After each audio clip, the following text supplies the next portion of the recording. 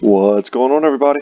Brett here, and we're back with what will probably be the last DLC update, little dev blog style info that we're getting from the Battle Brothers team on the Warriors of the North. So we finally have received our date when it's going to be released. It's going to be May 9th, a little over 2 weeks, and I'm excited. Guys, if you've been following my channel, you know that I just finished my Battle Brothers Let's Play on the Beats and Exploration DLC, and I was kind of sad because I was wishing that I could just jump into another playthrough, but it's kind of in that weird middle area where I just finished a very long playthrough, and I want to get into it when it has new content, and I think about 2.5 weeks is a pretty appropriate break from the last series before we get into the new one.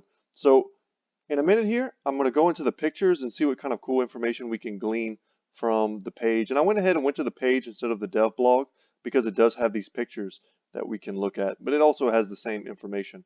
So once again, available May 9th. You can already add it to your wish list. You'll see here it's on mine, that's for sure. And let's just read real quick what is included.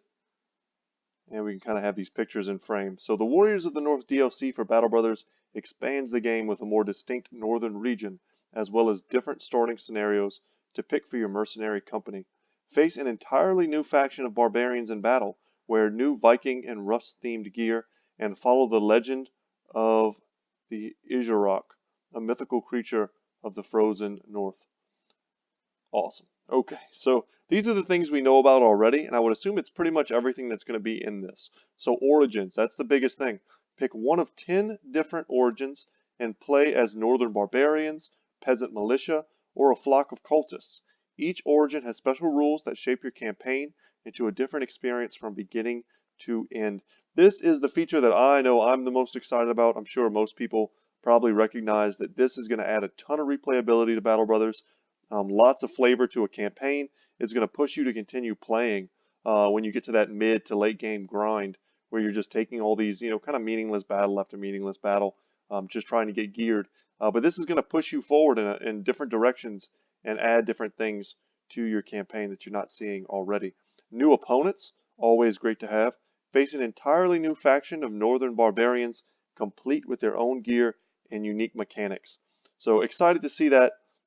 We went through them pretty in depth in some of the other release videos, and they're an exciting new group of opponents. They have some of the sameness as I've talked about before between, let's say, like Raiders and Greenskins. They're kind of a matchup, but then they also have things that completely subvert your expectations of battling them, like the Druids controlling these giant armored unholds, and just their style of fighting is so unique that it really is adding something to the game other than, nameless barbarians that you hack and slash as if they were just standard raiders anyway. So I'm excited about that. Legendary locations, visit 2 new legendary locations and fight 2 new bosses in a quest that leads to a legendary reward. So we've been spoiled on the Irajok being one of the bosses at one of these legendary locations, but the other one still remains a mystery. And whatever the legendary reward is, I have to imagine it's some sort of weapon. Awesome. I wouldn't be surprised if it's going to end up being like Mjolnir or some like big hammer. But anyway, we'll see. I'm stoked to have something else to search for in the end game. Champions. Hunt down enemy champions and face them in battle to claim famed items for yourself. So this is a great change. It's kind of something that's already in the game. You can fight named opponents of orcs. You can fight named raiders. There's lots of different named opponents that you can fight, but now they're being categorized specifically as champions. You know what you're going to get. They're identified as part of, battles, so they're not going to be a surprise element. And, whatever they're wearing or whatever weapon they're using, you can pick it up for yourself. So an awesome change. New banners and gear. Dress in style with a collection of new Viking and Rust-inspired banners, shields, helmets, and armors. So yeah, you can wear everything I think that you see on the barbarians, you can also pick up and wear. So that's very cool. Use new weapons and let loose the new Nordic Warhound. So when we get to the pictures, we're going to talk more about this because you can see a lot of this stuff in the pictures. New contracts and events, that's what the game needs to stay fresh. Earn your stay in the North by taking on new contracts. Immerse yourself in leading a mercenary company with even more illustrated events. I'm always happy when the game gives me an excuse to start reading again. You know, a lot of times I don't read some of the quests to go kill greenskins and things like that. And it's not because they're not well written.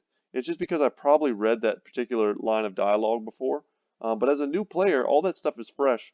And giving something for the older players of the game, something new to read to flesh out the world even more. It's going to really draw you into your playthroughs. New music, 2 new music tracks accompany you on your adventures. We listened to part of one of them in one of these kind of news presentations, and it was solid.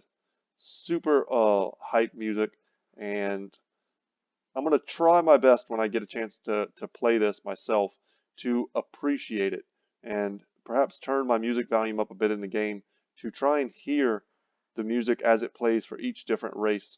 And I know them all almost by heart now, but I want to take that opportunity to try and appreciate it a bit more. And then new achievements, lastly. So challenge yourself with new achievements. I don't really concern myself too much with achievements, but if I do find myself getting close to achieving one, I'll sometimes go out of my way to do it. So let's go ahead and start with the first picture and see if we can learn anything new, other than the fact that they look awesome. So we know that there are 3 tiers of barbarians, kind of a slave tier, a youngling type of tier, and then the big champion guys with the awesome armor. And I think we see all 3 represented there. And then if you look in the back, this is one of the drummers. So applying those buffs to fatigue and helping the barbarians continue fighting. And I think that's about all we can see. We see some of the new helmets here. There's one there. Anything else? No, we just see one little bit of armor there. And whoever's playing this game doesn't believe in helmets, apparently. Go to the next thing. This is the one I think we can pore over for a minute. So this is a list, and I believe it's the complete list of the beginning origins that we have the chance to choose from. So let's go through. Rebuilding a company. I think that's the standard. Um, a new company, rebuilding a company. I think rebuilding a company is kind of what we do now. It's that whole, watching your captain get decimated. Your main character steps forward as the new captain. You've only got 3 guys left. You hunt down Hoggart. I think that's what this is. A new company. I'm not sure. I know one of these was mentioned. It was from kind of the alpha times of this game. It may be a new company, or it may let you do some sort of picking from a few random guys to start your own company. I could see that being pretty fun and letting you be a bit more invested if that's the case. Northern Raiders, they mentioned this in one of the updates as well. You basically start as, I guess, 3 raiders. You have pretty decent raider gear, and everyone hates you because you are a raider and you're trying to eke out a living. And I think this is one of the more interesting starts, and it may be one of the ones that I lean towards because I love the idea of being at odds with all of the noble houses, and then perhaps as raiders choosing one of the houses to align myself with, get them to love me, essentially. Hopefully the noble war doesn't mess that all up. But anyway, get them to love me, do all their quests, help them in their area, and then whenever I feel like it, go down to the southern realms, or whatever the case may be, and raid the heck out of them. Kill militia, take on fights with the big companies, um, you know, sack different parts of towns, that whole thing, and take on other mercenary companies. It opens up a lot of newer fights and a whole new style of play. Let them hate me. It has a lot of potential. Peasant Militia, I think, is one that a lot of people are excited about because it will fundamentally change the way you play your campaign. I have done playthroughs of this game without ever recruiting higher tier guys, without ever recruiting hedge knights and sword masters and all that type of stuff. You can beat Battle Brothers. It's hard, but you can beat it just by using 12, fishermen, right? If you get a little lucky on the rolls, if you have a lot of synergy with their perks and they get some decent talents, you can find really good solid characters to carry you into the late game that are peasants. And the ability now to be able to field 18 of your brothers on one battlefield, I mean, the way I like to play and the way I played in my last playthrough, with a heavy reliance on things like warbows and crossbows in the back line to do my DPS. Meanwhile, relatively low-skilled brothers with just sword and spear or sword and shield in the front line, or spear. Did I say that messed up? Spear and shield, you know what I mean? Spear bros, having them just kind of absorb damage while the warbows and the crossbows do the damage in the background, that strategy is amplified. And there's so many other strategies that you can implement that are just going to be amplified by the fact that you're going to be able to put up this huge front line. You could put 10 spear bros in the front line. I'm not saying this is the best strategy, but you could put a huge front wall, 10 brothers, have perhaps maybe 6 of them be spear bros, put some two-handers in the center, and just have a massive eight brother backline of warbows in the back, and just machine gun down everything with berserk. Like that's kind of where my mind goes. But the point of this is that your mind, if you play Battle Brothers completely different from me, you're going to see a totally different type of strategy open up based on this peasant militia origin. And for those of you who don't know, it's basically locking out all of the higher class guys, and it does something very flavorful, like giving you a starting town or a starting village that really likes you because you're like a militia from that area, and they give you good prices. So it's kind of helpful in the early game. The point, I think, is that you're supposed to kind of taper off in the late game, as normally you'd be able to pick up all these hyper powerful brothers who are almost as strong at level 1 as your other brothers are at like level 10. So you're capped in that way, but there's just something overpowering about having 18 brothers and the versatility of the items they could be carrying. Imagine 18 brothers and they have 18 war dogs or war hounds, the new giant dogs, and just at the start of a battle letting loose 18 warhounds and then just trying to watch the AI deal with that. I mean, it's gonna be glorious. I'm pretty hyped for this one as well. Right now, I think these two are my front runners. We had the Deserters Origins, which I can't quite remember what it had too much to do with, as well as Trading Caravan, which may just be a playthrough focused around trade and bouncing back and forth between towns. We're going to have to get into that once we have a chance to see it. They're actually showing us here the Davkul cultists, which they went into pretty good depth about, but we can read it. It says, Davkul awaits. You lead a small flock devoted to the elder god, and it's time to spread the word. Find more followers, acquire riches, and please Davkul with sacrifices. Cultists, start with a group of 3 cultists with poor equipment. More cultists may flock to you for free. Davkul will occasionally demand sacrifices from you, but also bestow boons upon those loyal to him. So the boons are going to have to be pretty strong for me to want to sacrifice people. But the fact that you kind of get free characters that potentially come to you from time to time seems pretty strong as well. Band of Poachers, we'll have to see what that is. Lone Wolf, which I think is the one they were kind of saying was you kind of have like an Avatar style character where he's like a really powerful hedge knight. And he starts off with ridiculously good equipment. You probably got him in full plate or scale armor with a great, a tier 3 great weapon, like a great sword or something like that, and a full helm, right? And in the early game, no one can touch a character in that much armor. If he's got the proper stats, which I imagine he's going to have a lot of stars and a lot of different things, a character like that is immortal to thugs and spiders and dire wolves and that type of stuff. No one can hurt a character in that much armor.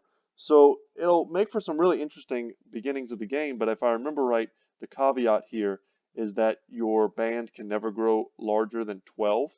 You can't even have guys in reserve. So sometimes it'll be the play to, if you have an injured brother, you're just going to have to go in as an 11-man squad so that your 12th bro can sit out and not potentially die in that fight. So for those of you out there who want to do hardcore runs, I think this will be the fun one to use.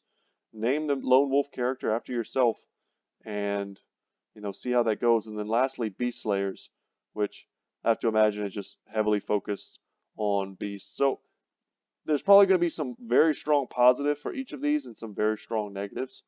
So I can't wait to see what those are. And then in this picture here, I think this is when I noticed a few things. So we see the druid for the first time on the battlefield. We see an armored unhold looking terrifying. and a bunch of really low level guys, some medium level guys. It's kind of what he looks like. And yeah, once again, whoever's playing this playthrough doesn't like to put helmets on their archers. Bad call. You know, this may be a lone wolf run. Looking at this guy here and judging by the rest of the gear, the rest of them have the lowest tier gear you get in the game, but then you have this one in the center with a great sword, and I think that's a unique piece of armor with a relatively okay helmet. But actually, it looks like someone switched him out. Like he might have had this helmet on and this set of armor with the sword. That would be my guess. And then they took this kind of early northern fight and they're getting crushed. They're getting crushed, and their hedge knight character essentially is fleeing. Ugh. So I think what we're looking at here is absolutely the lone wolf start. Put the helmet on this guy, and boom, you've got your starting hedge knight character.